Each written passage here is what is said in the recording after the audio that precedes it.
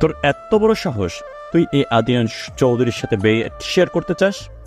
রক্তরঞ্জিত লাভার মতো অক্ষি যুগল নিক্ষেপ করে আছে এক সুন্দরী রমণীর দিকে, যে কিছুক্ষণ আগেই তার সামনে দাঁড়িয়ে থাকা সুপুরুষের সাথে এক রাত কাটাতে চেয়েছিল, আর তার জন্যই সেই সুপুরুষটির হাতের দাবাং মার্কা চর খেল। এখনো দাঁড়িয়ে আছিস কেন? তোর হও চোখের সামনে থেকে। যদি আর একবার আমার চোখের সামনে পড়িস, ওই দিন শেষ দিন হবে। সেই বিষয়ে তোর বলতে হবে না নিশ্চয়।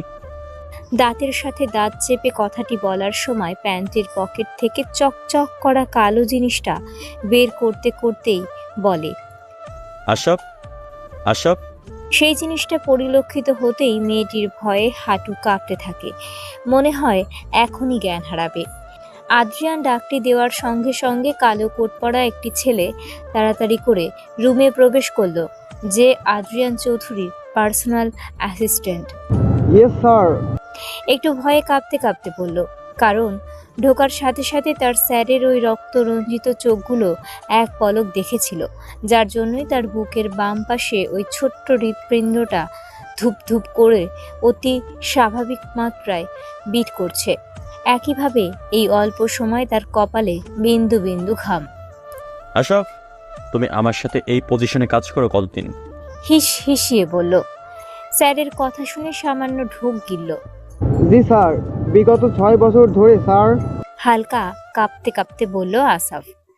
তাহলে তুমি এই প্রস্টিটিউটকে কেন ঢোকালে? তুমি কি জানো না এই সব নারীদেরকে আমি ঘৃণা করি? বলো। Damn it! চিৎকার করে একটা বিকট আওয়াজ করলো। আসাফ ভাবছে হয়তো মেয়েটি আজকের কেল্লাফতে। কেন যে এই মেয়ে এত বেহায়া! এত বলার পরও আমাদের চোখে ফাঁকি দিয়ে রুমে প্রবেশ করলো। মায়েরই দম আছে বলতে হবে। এখন বুঝো বাছাধন, কত গমে কত আটা। কিন্তু সামনে চোখ তুলে দেখে মেয়েটি ভয়ে অজ্ঞান হয়ে পড়ে আছে, আর মেয়েটির পিছনে ফুলদানিটা খণ্ড বিখণ্ড হয়ে আছে। এমন হাবার মতো তাকিয়ে আছো কেন? এই আবর্জনাকে নিয়ে যাও চোখের সামনে থেকে। সে ওয়াশরুমে ঢুকে পড়ল, আর এদিকে আসাফ তাড়াতাড়ি দুজন গার্ডকে ডেকে এনে মেয়েটিকে নিয়ে গেল। তারপর রুমটির হোটেল স্টাফকে দিয়ে তাড়াতাড়ি পরিষ্কার করে দিল। তারপর তার স্যারের জন্য ব্ল্যাক কফি আনতে গেল, কারণ সে জানে তার স্যারের এখন ওইটাই দরকার হবে। এইদিকে ওয়াশরুমে ঝর্ণা ছেড়ে তার নিচে এক বলিষ্ঠ পুরুষ দাঁড়িয়ে আছে, যার চুলের উপরিভাগ থেকে ঝরঝরিয়ে পানির বিন্দু বিন্দু পানিকণাগুলো গড়িয়ে গড়িয়ে পুরো শরীরটাকেই শীতল করার তাগিদটা দিচ্ছে। কিন্তু ওই বলিষ্ঠ পুরুষটির চোখে আক্রোশ, যেন সব ধ্বংস করে দিবে। চোখের ওই কালো খয়েরির মধ্যে সাদা অংশগুলো যখন রক্তরঞ্জিত হয়, তখন এই চোখের দিকে তাকালেই মনে হয় প্রলয় সৃষ্টি হয়। এমনিতেই আজ একটি মানব পাচার বিরোধী গ্যাংকে অনেক পরিকল্পনা করে ধরতে সক্ষম হলেও মেন লিডারকে ধরতে সক্ষম হয়নি। তার উপর এই উটকো ঝামেলা, রাগে মাথা ফেটে যাচ্ছে। প্রায় ৪৫ মিনিট পর একটি সাদা টাওয়েল পরে আদ্রিয়ান বের হলো। সামনে আসাফ কফি হাতে দাঁড়িয়ে আছে মাথা নিচু করে। আদ্রিয়ান কফির মগটি নিয়ে চুমুক দিতে দিতে বিশাল বড় থাই গ্লাসের সামনে দাঁড়িয়ে লন্ডনের এক কোলাহলহীন রাস্তা দেখছে, আর ক্ষণে ক্ষণে কফিটির তিক্তময় স্বাদ উপভোগ করছে। আদ্রিয়ান চৌধুরী যে আন্ডারওয়ার্ল্ডের মাফিয়া কিং, যার কথা শুনলে সবাই ভয়ে কাঁপে, সাথে টপ 5-এর মধ্যে একজন সফল বিজনেসম্যান। তার বাবা মা ছোটবেলায় গাড়ি অ্যাক্সিডেন্টে মারা যায়। এরপর সে দাদির কাছে মানুষ হয়। তার একজন ফুপিও আছে, তিনি তার পরিবারকে নিয়ে ফ্রান্সে সেটেল। আদ্রিয়ান এক বলিষ্ঠ 6 ফুট 2 ইঞ্চি চাঁদের মতো গায়ের রং, দেখতে 19 বছরের এক সুপুরুষ। রেশম কালো সিল্কি ছোট ছোট চুলগুলো যেন তাকে আরো বেশি আকর্ষণ করে। তার বিশেষত্ব তার চোখ, কালো খয়েরি চোখ। যেমন প্রেমে পড়বে, তেমনই তার সেই চোখেই তার বিনাশ ঘটবে। আদ্রিয়ান গ্যাংটিকে ধরতে লন্ডন এসেছিল, আর তার বিজনেসের কয়েকটা অফিস লন্ডনেই আছে, আর মেইন বিজনেস তার বাংলাদেশেই। সে তার দাদিকে অনেকবার বলেছিল লন্ডনে সেটেল হয়ে যাওয়ার কথা, কিন্তু তার দাদি নিজের জন্মস্থান ছেড়ে আসতেই চায়নি, যার জন্য সেও আর লন্ডনে সেটেল হতে পারেনি, কিন্তু তার বেশিরভাগ কাজেই লন্ডনেই আসতে হয়। এখন সে তার লন্ডনের বিলাসবহুল 2 তলা বাড়িটিতে আছে। কালকেই সে বাংলাদেশ। আপাতত তার কাজ এখানেই সমাপ্তি। কফিটি খেয়ে সে ল্যাপটপ নিয়ে নিজের কিছুটা কাজ করছে। কাজ করতে করতে প্রায় 3টার দিকে সে ঘুমিয়ে পড়ে। সকাল 10টায় তার ফ্লাইট। রৌদ্রতাপ সময়ে গাড়ির যানজটে মানুষের অবস্থা কাহিল। কেউ ছুটছে অফিসে, কেউ স্কুলে, কেউ আবার অন্যত্র। গরমে অতিষ্ঠ অবস্থা সবারই, যেন সূর্য মামা তাদেরকে ভস্ম করার উদ্বেগ নিয়েছে। কি এক যা তা অবস্থা। তেমনি রৌদ্রের উত্তাপে এক কলেজে পড়া কিশোরী তার বেষ্টির সাথে কথা বলে বলে রাস্তার চত্বরে হেঁটে হেঁটে যাচ্ছে, আর বিভিন্ন আলাপের অন্তরালে তার হাসির ঝংকার তুলছে ক্ষণে ক্ষণে। সাথে যোগ হচ্ছে তার সামনে পড়ে থাকা ছোট ছোট চুলগুলো, যা বারবার বিরক্ত করছে তাকে। কিন্তু তার পাশের বেস্টি গাল ফুলিয়ে তার সাথে হাঁটছে।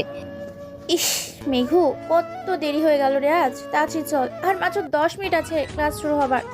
হ্যাঁ রে তন্নি, আজকে একটা রিক্সাও তো পাচ্ছি না, সময়ে কিছুই পাওয়া যায় না। আচ্ছা হয়েছে হয়েছে, এবার চল। ক্লাস শুরু হওয়ার 3 মিনিট আগে তারা ক্লাসে প্রবেশ করলো। এরপর কলেজ শেষ করে তারা নিজেদের বাড়িতে রওনা দিল। একই পথে তাদের বাড়ি হওয়ায় তারা একটি রিক্সা নিয়ে চলে গেল। আগে তন্নি নামলো, তারপর 2 মিনিটের পর মেঘা নামলো। মেঘা বাসায় এসে গোসল করে অজু করে নামাজ পড়ে নিল। তারপর দুপুরে লাঞ্চ করে শুয়ে পড়লো। ভাত ঘুম দেওয়ার জন্যই বিকেলে 2টা টিউশন করাই। তহমিনা আক্তার মেঘা, মা তাকে জন্ম দেওয়ার সময় মারা যায়। বাবা আলতাফ মাহমুদকে নিয়েই তার দুনিয়া। বাবা একটি কোম্পানিতে সাধারণ কর্মকর্তা পদে অধ্যয়নে আছেন। মেঘা দেখতে খুবই মায়াবী। তার গায়ের রং হলুদ ফর্সা, 5 ফুট 3 ইঞ্চি, হাঁটু পর্যন্ত চুল, হালকা কুকড়ানো, বেশ ঘন। বাবা প্রতিদিন তার চুলের যত্ন নেয়। চোখগুলো টানা টানা, তার বিশেষত্ব জোড়া ভ্রু, আর হাসলে বাম গালে একটা টোল পড়ে। কিছুদিন পর 18 বছরে পড়বে। ইন্টার 2য় বর্ষের ছাত্রী। বাবার আদরের বিড়াল ছানা, একদম শান্তশিষ্ট নরম স্বভাবের মেয়ে। বিকেলে 4টায় ঘুম থেকে উঠে তাড়াতাড়ি ফ্রেশ হয়ে একটা নর্মাল নীল সাদা রঙের 3 পিস পরে চুলগুলো স্টিকের সাহায্যে মোটামুটি ভাবে বেঁধে নিল। তারপর ওড়না মাথায় ভালোভাবে দিয়ে টিউশনের জন্য বের হলো। বাসা থেকে 10 মিনিট সময় লাগে একটাতে যেতে, আর একটা তো সেই জায়গায় থেকে 10 মিনিট। বাসায় আসতে আসতে 7টা বেজে যায়। তার বাবা তাকে নিয়ে আসে। তার বাবার অফিসের ছুটি হয় 6টায়। মেঘা টিউশন থেকে বের হলে বাবাকে ফোন করে জানিয়ে দেয়। তারপর তার বাবা নিয়ে আসে তাকে। আসলে তার বাবা তাকে টিউশন করতে বারণ করেছে, কিন্তু একা বাবার পক্ষে তো আর এত কিছু করা সম্ভব। তাই বাবাকে সাহায্য করার ক্ষুদ্র প্রয়াস। বাবাকে অনেক বুঝিয়ে টিউশন করাচ্ছে। পরদিন সকালে আদ্রিয়ান আর আসাব বাংলাদেশে আসার জন্য ফ্লাইটে উঠে সাথে প্রায় 50 জনের মতো গার্ড। এটা ওদের নিজস্ব পার্সোনাল ফ্লাইট। কলেজে মেঘা আর তন্নি 3 তলা থেকে নামছিল, তখন একটি ছেলে ডেকে ওঠে মেঘা নাম নিয়ে। মেঘা ভয়ে তন্নির হাতটা চেপে ধরে। তন্নিও বিরক্ত হয় ছেলেটার আশাতে। কেমন আছো মেঘা? মেঘা তন্নির হাত চেপে খানিকটা ভয়ে ভয়ে উত্তর দিল, আলহামদুলিল্লাহ ভালো ভাইয়া, আর আপনি? ভালো আর থাকতে দিলে কই, তোমার আশে বসে থাকি কখন একটু তোমার সাথে কথা বলবো, কিন্তু তোমাকে তো খুঁজেই পাওয়া যায় না। আচ্ছা এত ভয় পাও কেন? আমাদের দেরি হয়ে যাচ্ছে ভাইয়া, আসি ভাইয়া। এই তন্নির হাত ধরে মেঘা দ্রুত নিচে নেমে গেটের দিকে চলে গেল। তারপর রিক্সা নিয়ে নিজেদের গন্তব্যে চলে গেল, আর রেখে গেল অদম্য এক প্রেমিককে। মেঘাদের কলেজেরই ভার্সিটি লেভেলের অনার্স 4র্থ বর্ষে পড়ছে, নাম প্রান্ত, যে মেঘাকে প্রথম দেখেই নিজের সুপ্ত অনুভূতি জাগত করেছিল, যার সাথে একটু কথা বলতে প্রতিদিন ছটফট করে। অনেকদিন পর পর আবার মেঘার সাথে কথা বলতে পারলো, যদিও স্বল্প সময়, তবুও কথা বলার প্রবল তৃষ্ণার তো মিটল। কথায় আছে না, নাই মামার চেয়ে কানা মামা ভালো। কি করছে আমার মামুনিটা? রাতে আলতাফ মেয়ের ঘরে ঢুকতে ঢুকতে বলল, এই তো আব্বু, পড়ছিলাম। আচ্ছা তেল আর চিরুনিটা নিয়ে আসো মামুনি। মেঘা ড্রেসিং টেবিল থেকে সেগুলো নিয়ে এসে বসলো। তারপর তার আব্বুর সাথে গল্প জুড়ে দিল। সারাদিন কি করলো না করলো, অবশ্য প্রান্তর কথাটা চেপে গেল। অযথাই না হয় আব্বু চিন্তা করবে। তার আব্বুও তার মেয়ের কথা শুনতে শুনতে সুন্দর করে মাথায় তেল দিয়ে চুলগুলো বেনি করে দিল। একদম মায়ের মতো চুলগুলো হয়েছে। মেহেরুরও এমন চুল ছিল। মেয়েটা মায়ের কার্বন কপি। দেখছো মেহেরু, আমাদের মেয়েটা কত বড় হয়ে গিয়েছে, একদম তোমার মতো হয়েছে গো। তোমার মতো বড্ড নরম স্বভাবের। ওর জন্য চিন্তা হয়, যদি আমি কখনো না থাকি তাহলে ওর যত্ন কে নিবে? মেয়েটা যে একদম ফুলের মতো। হ্যাঁ রব, তুমি আমার ওই ফুলটার জন্য, তাকে আগলে রাখার জন্য কাউকে পাঠিয়েও। বলেই মেয়ের চুলের বেনুনি গাঁথা শেষ করলো। তারপর মেয়েকে বিছানায় শুইয়ে দিয়ে মাথায় হাত বুলিয়ে দিল। কিছুক্ষণের মধ্যেই মেঘা ঘুমিয়ে পড়ল। তারপর কপালে চুমু দিয়ে গায়ের চাদর জড়িয়ে টেনে দিয়ে তার আব্বু রুমের দরজা টেনে বেরিয়ে নিজের ঘরে চলে গেল। 6 দিন হলো আদ্রিয়ান বাংলাদেশে এসেছে। ঢাকার তাদের ঐতিহ্যবাহী বিলাসবহুল বাড়িটি অবস্থিত, যা চৌধুরী ম্যানশন হিসেবে আখ্যায়িত।